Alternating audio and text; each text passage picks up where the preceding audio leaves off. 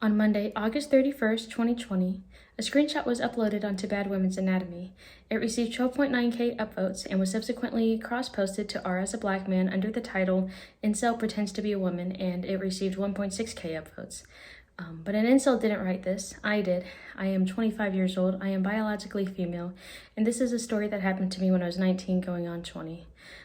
I did actually get to see a gynecologist about this, and I think you guys might be interested in what she had to say. Some of the subject material deals with female reproductive anatomy, and it might not be safe for work.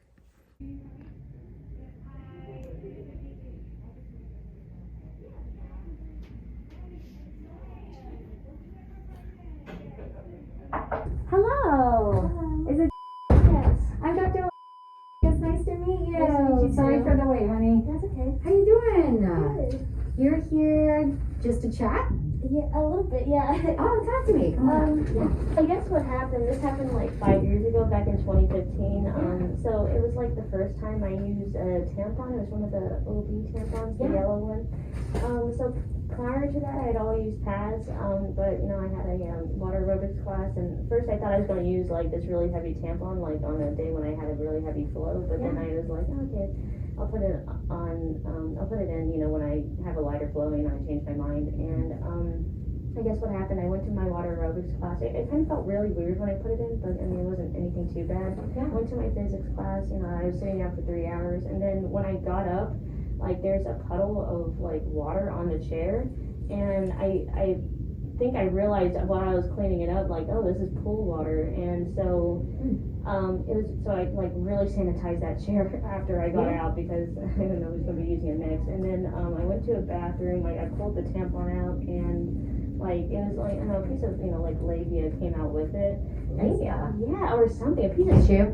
or a piece of skin came out with it. I couldn't tell you like what part of the body it was.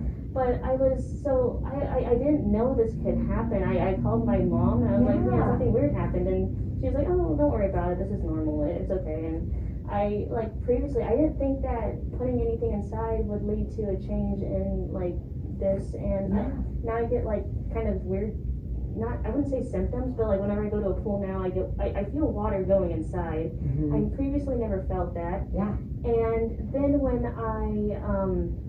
I guess then when, I don't know, sometimes when I'm doing like leg presses, I squat, and then it feels like almost there's like air rushing in. And then when I, you know, and then sometimes when I extend, I feel this pinching feeling, like something's being pinched. And I guess the overall feeling is that it's different. It's a little bit, I don't know, like looser than it was before. And that's just like. How long ago did this happen with the tampon?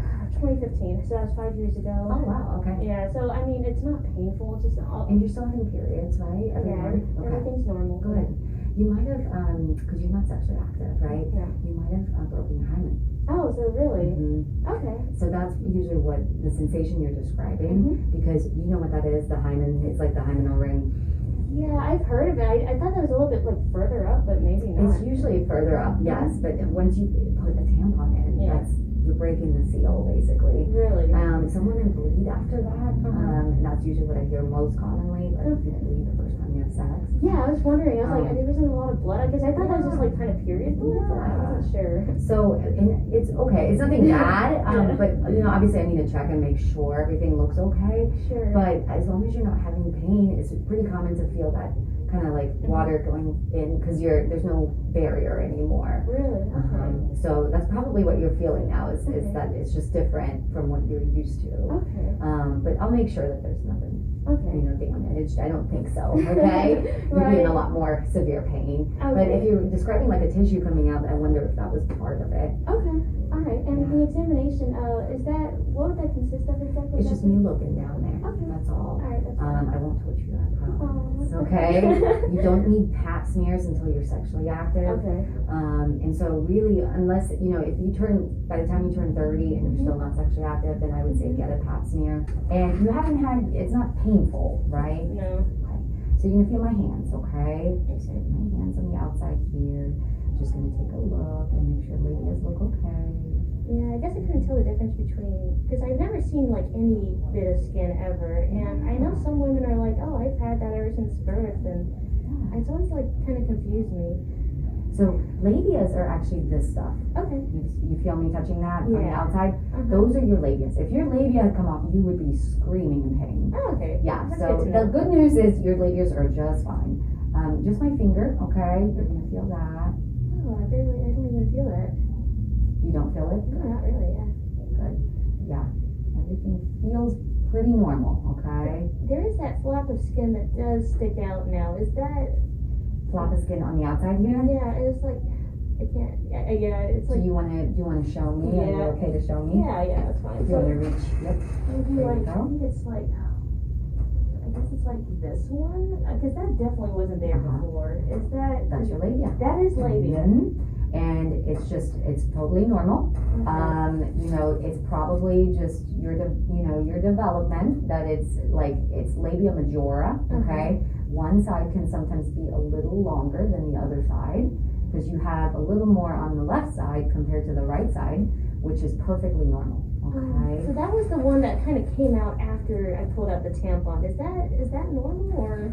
You might not have noticed it, it may have been tucked in, and maybe it was just after the tampon came out, you just noticed it more, and maybe it was kind of tucked in like this. Okay. So, but yeah, it doesn't look abnormal, it's just part of your normal development. Yeah. Everything looks very healthy, okay? Okay. And I suspect that maybe the hymen was broken because I don't feel that membrane right there. Okay. So that's probably what happened, honey. Okay. Okay? That's good. You can scooch back, but that's good news. Everything looks A-okay. And so when I'm swimming, I just gotta get used to that water You feeling? gotta get used to it. Okay. There's no barrier there anymore. All right. But it's perfectly normal. Welcome to all the fun things of Oh. womanhood, okay? That's fun. Yeah. You have questions for me? Oh, I guess, so if I were to become sexually Yeah. active, I wouldn't have to worry about anything else being knocked loose or anything or whatever happens. It's perfectly fine. No, women always, when you see labias, they always show pictures of these perfect things that are closed. No woman looks like that. Most women have irregular labias, and it's just part of your anatomy. It's totally normal, and it's very healthy and beautiful. Okay, so I get patients sometimes who are like, "Why does it look so weird?" And that's normal for you. Okay. So one side just looks a little bit more than the other, and it's just part of your anatomy. Okay, so there's no more labia just affixed to any tucked inside, it's all out now? Totally normal, yep. Okay. And it may just be that maybe you felt it more, maybe the hymen, it was just kind of tucked in somehow, I don't know, but either way, it doesn't look torn, it doesn't look abnormal. Okay, alright, that sounds good. And it has no impact on sex. Okay, sounds great. Okay?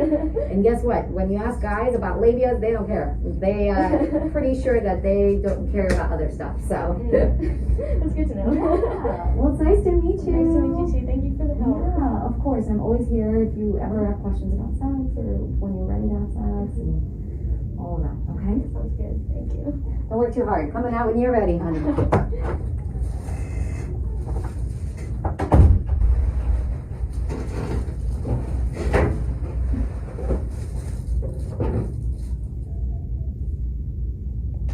I think my favorite thing about this experience was reading comments like, "Oh damn, she broke the freshness seal," and then I go to the gynecologist's office and she's just like, "Oh yeah, that's exactly what happened." And that is the point I was trying to get at in my original post, that the dichotomy between real life and the internet, it can just be so jarring sometimes. There were actually 2 people I found on this subreddit who did know what I was talking about, and I'll link them down below. And somebody came up with a really good thought. They said, "Yikes, this is why I advocate for equal sex ed. I think it should be mandatory. If this isn't done correctly or at all, it can really mess up lives." And just speaking for myself, I wouldn't say that my life is messed up, but given the educated choice, I would not have chosen to break my hymen with a tampon. It would have been for when I was ready to have sex with a partner. And I don't really believe that you can have full autonomy over your body if you have inadequate knowledge about it. In high school, I remember that one sentence in my book that said, "Oh, you can, tear your hymen in a number of ways. It can be from horse riding, bike riding, obstacle courses, jungle gyms, gymnastics, dance, karate." And, just speaking for myself, but as a kid, as a preteen, as a teenager, I've done all of those things for a number of years, recreationally, not competitively. Nothing has ever caused as much disruption, as much change to my vagina or to my hymen as putting in one tampon one time, and that is all I gotta say about that. I didn't really learn this in college either. In 2019, I graduated with a Bachelor's of Science in General Biology. For a year after that, I retook Anatomy and Physiology 1, and then I took Anatomy 2, and although my grades were not the best, we really didn't cover this. And it was shortly after these two classes that I made this rant on Reddit. When I found out it had been uploaded to this subreddit, I contacted a friend. She's about to become a medical doctor here in the United States. She's passed her USMLE Step 1 and Step 2. And when I told her my story, even she had never heard of anything like that in medical school, and she advised me to see a gynecologist. And even when I saw a gynecologist, it didn't really seem like she knew why I'm just going to call it the inner labia, had been tucked inside of me for the first 20 years of my life, or why it had come out when I put in a tampon. So this isn't something I really blame people for not knowing. I wouldn't have known it if it hadn't happened to me. So I suppose you can make the argument that, well, if incels didn't exist on the internet, and if I didn't sort of sound like an incel when I told this story, then this wouldn't have happened. But the thing is, I don't blame incels for this, because incels didn't have anything to do with it. Incels weren't the ones writing comments like this. Incels weren't the ones that got the anatomy wrong.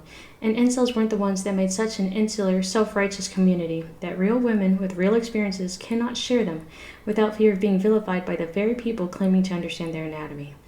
And no matter what side of the argument you're on, if you start with a conclusion and then cherry-pick the evidence to fit that conclusion, if you use inductive reasoning to say that what applies to a certain percentage of women must be true for all women, you're going to miss some people. You're going to overlook their stories, and you're going to alienate them because they don't fit within that idealistic worldview that you've constrained yourself to. So if you have made it through the end of this video, thank you for watching. I hope you got something out of it. And if you do have any questions, I really encourage you guys to see a gynecologist of your own. I know that particularly in the United States, healthcare costs are criminal, but I really think that you guys might benefit from having at least one source from someone who isn't on the internet. So if this has happened to you, or if you think this might have happened to you, you're not crazy. And you're not alone, and this is just one small piece out of a much bigger picture. I'm not your friend or anything.